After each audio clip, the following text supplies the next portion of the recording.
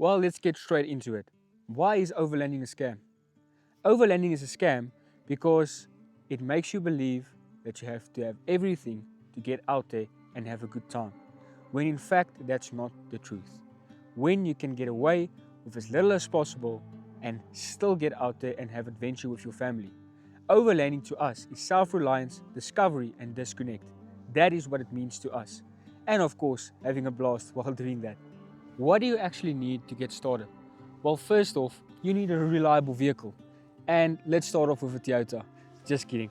But if you have a reliable vehicle, you don't have to stress when you actually do get out that you're going to have breakdowns, that you're going to be left stranded in the middle of nowhere, or if it's just on the road, even on your way to the destination.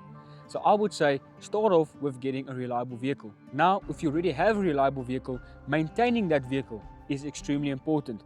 So make sure that you know when is your service intervals, when you need to service what, and when you have to look at specific things, especially when you go off-road or when you go camping / overlanding. So for us, that means if you do regular water crossings, if you do oftentimes you go off-roading or 4x4ing, do your diff oils, just as an example. So always maintain your vehicle, because that is the thing that will get you from point A to point B. And also you need a proper, what is your sleeping arrangements look like? Are you going to use a rooftop tent? Are you going to use a ground tent? Are you going to use a stretcher? Are you going to use just a blow-up mattress? But all of these things, that is totally up to you. So I remember when we just started with our little one, we actually started off with a ground tent. And to be honest with you, we still use the ground tent, and we've got a double bed stretcher. And some of you may think, well, that sounds a bit uncomfortable. And sometimes it is, I won't lie. But what you have to realize is that when you start off like this, it helps you so much to know what you actually need and what you don't need. Because if we only started off straight away with a rooftop tent, we wouldn't know the luxury of actually having a rooftop tent when we just started off with a ground tent. And both have their pros and cons, and I'm not getting into that now. Also, you need a recovery kit. If you go out there, you're stuck in the mud, you get the breakdown somewhere, you need a proper 4x4 recovery kit. So make sure, and if you don't have one, at least make sure that the vehicle that you're traveling with, if you travel in pairs, make sure that that vehicle at least is equipped with a proper 4x4 recovery kit. Of the campsite itself, choose something that has private ablutions, because the moment you have private ablutions, that is already going to make you feel more comfortable and make you more feel at home. So that is what I will start off with. Remember, overlanding and camping is something that you can customize to your needs, not the need of the influencer or the guy that you're following, but what is your needs and what do you want and what do you want to experience out of that weekend away. And that brings me to another point. Start with a weekend away. Don't go for a week at end and then you are so miserable because you forgot half of the things, you don't know what you had to bring, and you're just totally confused. Start off just going away for a weekend, 1 night or 2 nights close to home, so should you forget something, you can quickly run to a shop nearby, you can get what you need, and in that way you know exactly what you forgot and what you need to bring next time. So now that we've got the camping covered and we've got the sleeping arrangement covers, let's talk about basic gear. I would definitely say priority number 1, you need a proper medikit. Well, that does not just include plasters and a little bit of medicine, but get yourself a TQ. And I'll do a bit of B-roll on this one, but get yourself something that can actually stop the bleeding if you have an artillery cut on your arms or your ligaments, your legs, whatever the case might be, that you know for a fact, if there's something happens like that, at least you can get close to a hospital. Stuff with Bernardo's, Med Lemon, I'm just naming a few, but get stuff that you would use at home if you would get sick at home.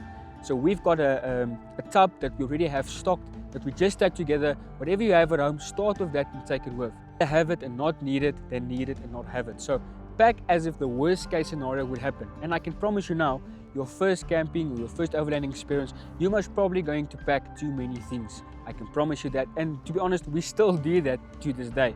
But rather have it and not need it than need it and not have it. To the next part. If you're outdoors, you're going and you hit that gravel road, remember guys, deflate your tires. So you get different brands, but get yourself a deflation kit. So you get the Indeflate, which is quite expensive. I see they just launched a new one. So we actually just, my dad recently blessed me with a deflating kit, which is very small.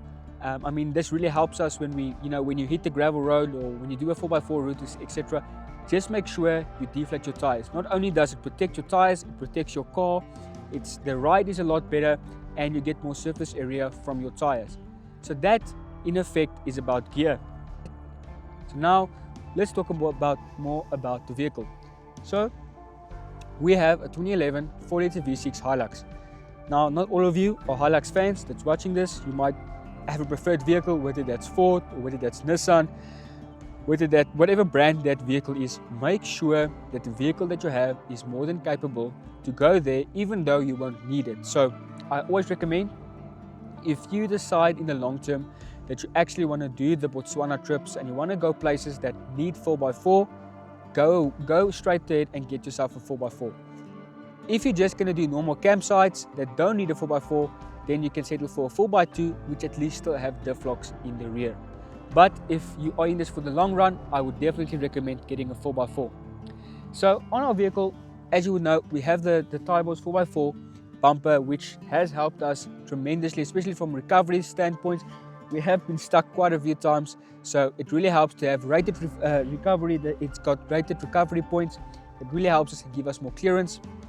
And so stay tuned until the end of this video, because we've got some exciting news also for some more product for the Bakkie coming up. But anyway, moving on. And then what we also found is, when we just started out, the Bakkie had normal all-terrain tires on. Now, these all-terrain tires, it did get the job done, but it didn't give us the satisfaction, also the confidence of knowing we can drive in certain areas, especially when it gets wet, to have more traction, more control. So we decided to go and upgrade to mud-terrain tires. Now, this is not something you have to do at first, but it is something to take into consideration. So when you just get your vehicle, I know so many people, they go straight in, they put in lift kits, they put in bumpers and winches and spotlights and all of these accessories, but they don't focus on the actual thing that gives you traction. So get yourself a proper pair of all-terrains or mud-terrain tires, and we'll do a separate video on that. If you have some suggestions on that video or have questions about the mud-terrain versus all-terrain, please put it down in the comment section below. Then in terms of the vehicle itself, we do decide when we do tackle something, is there something that's going to hurt my vehicle or not? And this comes back to our training. So make sure the vehicle you choose suits your needs.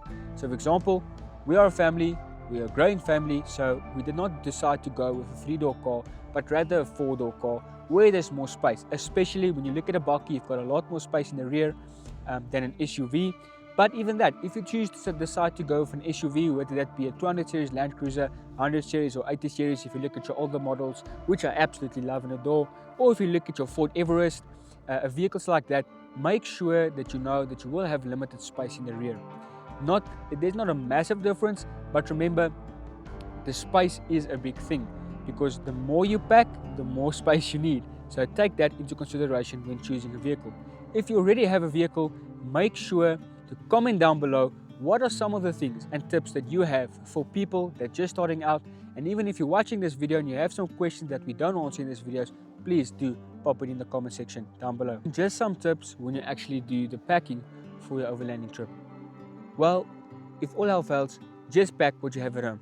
So whatever you utilize at home, whether it's cutlery, a gas stove, whatever you would need in your normal day-to-day life at home, pack those things, because that's exactly what you'll need when you go camping, and that's the easiest way I can explain it. You'll have to cook, so get a gas stove. So we have a Kadak 2, I think it's a Cook 2 Pro, which we actually bought on special at Macro. So get yourself a proper gas stove, because I will be honest with you, a gas stove makes a massive difference. You can also invest, Checkers, Pick n Pay, Takealot, all these places have the single stove with this gas canister, the small gas canisters that you can also utilize just as a start. It's light, it packs away, really small.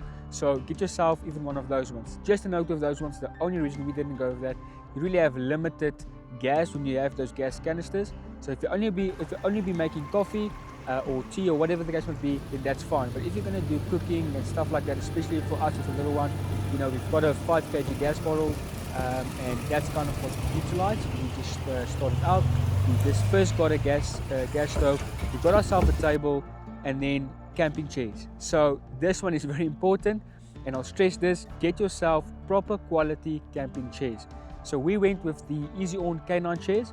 It's got a K9 canvas cover, so the one I'm actually sitting on, and the cover is actually removable. So I can throw it in the wash, I can wash it, I can put it back on, and the frame I believe is also powder coated, so it's probably going to last a lifetime. So we paid about 1,400 Rand per chair for it. So we bought one, and then the next month we bought another one. So remember guys, this is not about how much money I can spend at once and get everything. This is about what do I need at most to just get out there and start making memories. So that's very important. So, and remember guys, if you're watching this and you're already feeling overwhelmed, I want to tell you that you're watching the wrong overlanding channels. If the channels are pushing products down your throat and you're not sure what products to even buy because this guy says that and another guy is pushing this product, guys, remember, it's about what you need and not what people tell you need. That is what you need to determine, and the same for us. And if you're watching this and you have kids, well, myself and my wife will be doing a separate segment on this video and discussing actually how do we overland / camp with our little one, what you need, what our sleeping arrangements look like, and what we've learned over the last few camps. Then in terms of what you'll actually need when it comes to food and water and stuff, remember guys, most of these places, even if you do go to campsites that do have water and electricity, it's just safer to take your own drinking water. So make sure that you've got sufficient drinking water. Now you can work on an average at about 2 to 3 liters per day per person. So what we usually do, we just buy 5 to 6 of those 5-liter filter water canisters, and we take our own water with. Now, even if there's additional water that's left over, we'll save it and we'll utilize it at home. So a lot of people think, well, camping is so expensive because we have to buy food, we have to buy this, but let's be honest, you would have also had to eat when you were home. So what we try and do is we try and work in the budget our food for a weekend, what we would have anyway done for that weekend, because it doesn't necessarily, yes, camping, you want to be a bit more luxurious in terms of, you want to have a lekker braai or a barbecue for the English people, or you just want to have something that you don't normally eat at home. That's also fine, but what we try and do is to stay within the budget, because these campsites are really not expensive, guys. So our last campsite that we did, a series, I'll put it up in here or here, and I'll put our camping or our bush camp series, I'll put the link down in the description below if you want to go have a look at our whole playlist. Go have a look, guys. Some of these campsites are like 2,000 Rand for a stand of 4. So if you go in pairs, that brings me to our next session of the costing of actually getting started. If you go in pairs, try and invite your friends, try and invite your family, because then the stands work out a lot more affordable and you can split the cost to start off of. So that is something I would also recommend, because once you start and you actually get into this, you will realize that spend a little bit less money on takeaways, all of these other things, and spend more money getting out there. Because at the end of the day, what are you willing to do to get out there and actually have a good time with your family? So we've made that decision, and I believe if you've watched this video that you've also or already starting to make that decision. So we are actually here for you guys. If you're planning your first trip, have a bunch of questions, and still don't know after this video what to start, where to start, what to buy, we would like to hear from you guys. So hit that comment section, let us know what questions you have. Let us know if you are planning a trip, what are you planning, and maybe we can give some insight on things that you might be missing. And remember guys, this channel is a pure authentic channel for beginners like yourself to get started with as little as possible. So this is Expedition Outreach, and guys, we have an announcement to make. We have some exciting things coming on for the Hilux that we've been working on in the background for the last couple of months. So make sure to turn on the notification bell, and we will be releasing that video shortly. So if you know or you've got a guess on what we'll be adding to the Hilux, pop it down in the comment section down below, and we will announce the winner at the end of this series. So make sure to hit that like button, comment and subscribe, and we'll check you in the next one. And remember, the adventure begins with you.